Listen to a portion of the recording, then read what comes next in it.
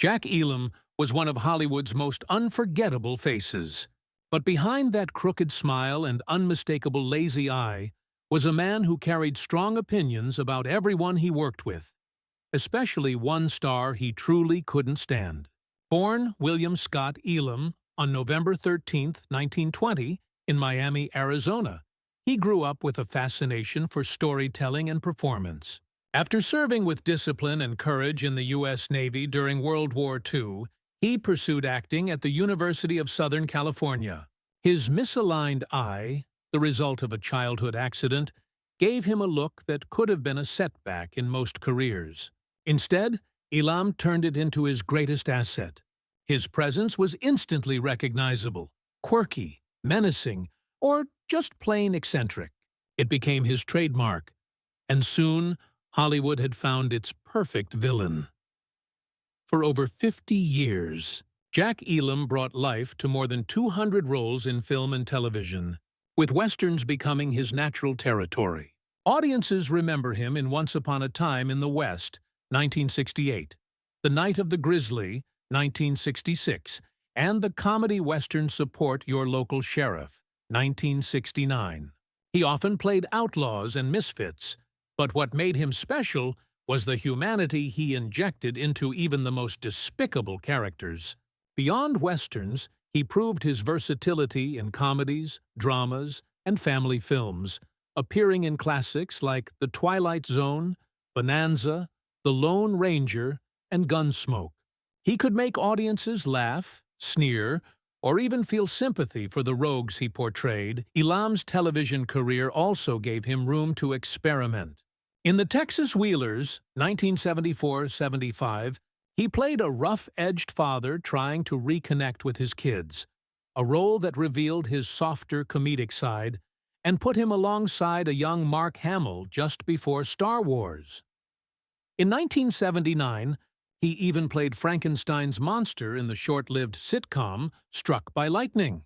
Though it barely aired in the U.S., British audiences later saw the full season and appreciated Elam's strange yet charming turn as the bumbling creature.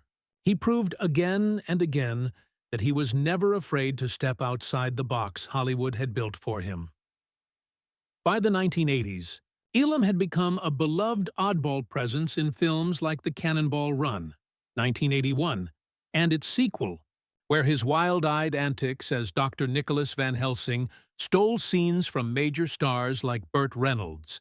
He later appeared in the offbeat Aurora Encounter, 1986, where he bonded with Mickey Hayes, a young boy suffering from progeria. Their deep friendship revealed the warmth and compassion Elam carried in real life, qualities often hidden behind his villainous screen persona. Honors eventually followed, including his 1994 induction into the Hall of Great Western Performers at the National Cowboy and Western Heritage Museum, a fitting tribute to an actor who helped shape the Western genre. Yet, for all his professional success, Jack Elam was never shy about speaking his mind. He held strong opinions about Hollywood's leading men, and one actor in particular drew his ire: Gary Cooper. To much of the world, Cooper was a Hollywood icon, the quiet, stoic cowboy who embodied dignity and strength. But to Elam, he was overrated. Elam dismissed Cooper's acting style as little more than standing around and mumbling while others carried the scene. He called him lazy, uninterested, and undeserving of the praise he received. While critics hailed Cooper's performance in High Noon, Elam scoffed, saying even a cigar store Indian could have done the same job. What bothered him most was that men like Cooper were celebrated as legends, while hard-working character actors like himself remained in the shadows.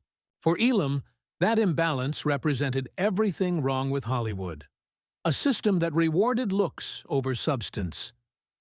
Despite his sharp tongue, Jack Elam was loved for his honesty, his humor, and the energy he brought to every performance. Away from the spotlight, his personal life was quieter, but marked by devotion.